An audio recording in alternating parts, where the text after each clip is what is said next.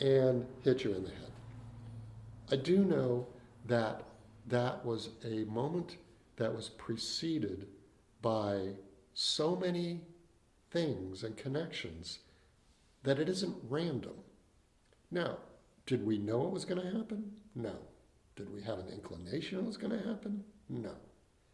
Does it seem random? Yes. But it's not. It's nothing could have stopped it because it was simply the continuation of what was already occurring. And there's so many things in our life like that. And, I understand that that is immediately arguable with most people. Most people would not agree with that. It takes some investigation, I think, to see whether or not that rings true. I can only tell you it rings true with me because I look back, I see a pattern to things. I look at history and I see that if we do the same things in the same way, then they happen again under different circumstances. History repeats itself. We never learn, that kind of thing. There's all kinds of little colloquial sayings that hint at these kind of things. And all the great masters and wisdom teachers also hint at it too.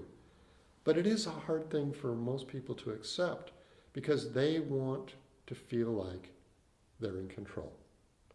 They want to be able to say at any moment, I can do anything I want. If I could be standing here right now and I could get up and I could jump through the window if I wanted to. But you know what?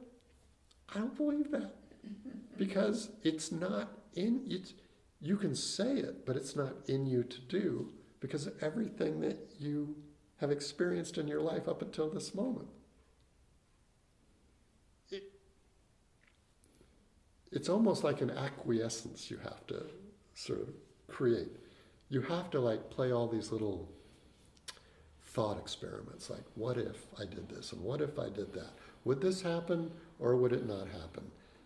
Why did this person do this? Let's look back. It's kind of like, there's so many different examples of this and I'm not trying to convince anyone that this is the way it is. This is simply the way I see it. But there are a lot of examples that people have brought up that we don't like to accept because it's not convenient. I think a really strong one is people in the prison system, people that commit crimes. And people sit there and say, well, they're just evil. They're just, they're bad people. And yet, if you go back and when psychologists work with these people, they start to see the reasons why they do what they do. And most of the time, it's because they're reaching out for what they learned was love in their life. Love may have been their dad beating up their mom. It was the only expression of contact they ever saw.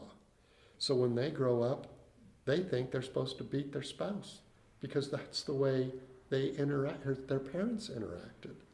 So now we pull that person out of their life story of abused families through generations. We pull that person out and say, they're wrong. They did it because they're bad. They didn't do it because they were bad. They did it because they were looking for love. But they have a warped sense of what love is based on their experience. So they didn't become bad. They didn't, you hear these stories, oh, he was such a good boy, and then something happened. And all of a sudden he just went crazy and did whatever. If you go into the stories, it turns out that there's all these things that led up to whatever it is that person did. There are causes and conditions, which is a Buddhist term. There's causes and conditions for everything.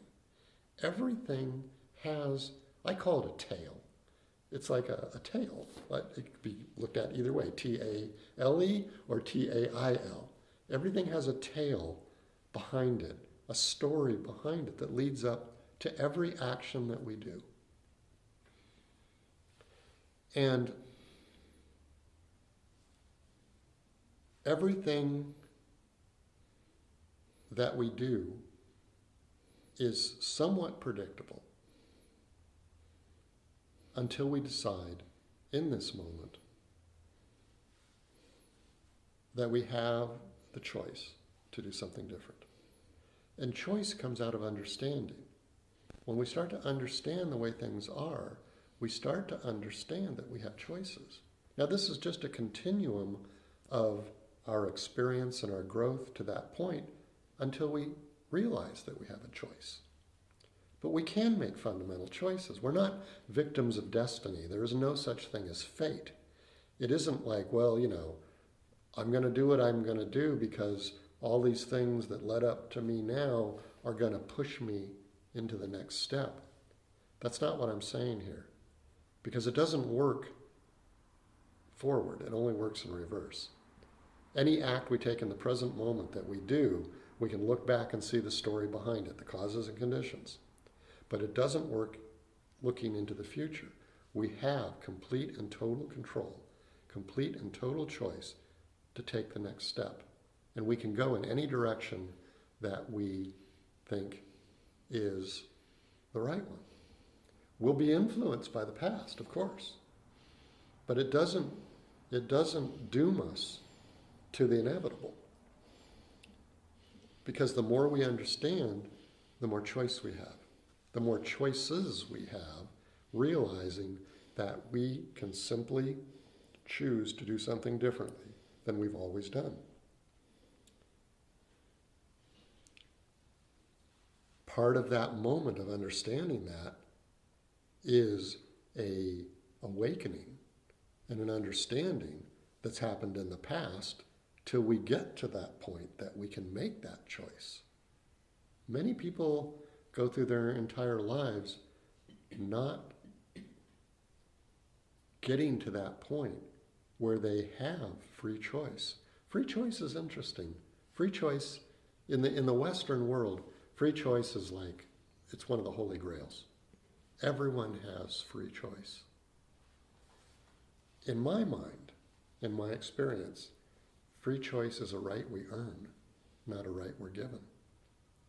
Because free choice takes understanding so that we don't follow the patterns of the past, so that we can know enough and understand enough to make choices that don't follow the repetitive past, and allows us to take off in a new direction.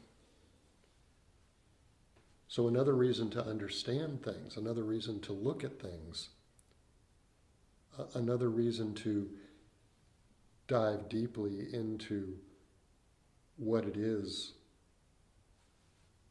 that makes life multifaceted is to reach a point of understanding that allows us to break the pattern of the past and to make fresh and new choices going into the future.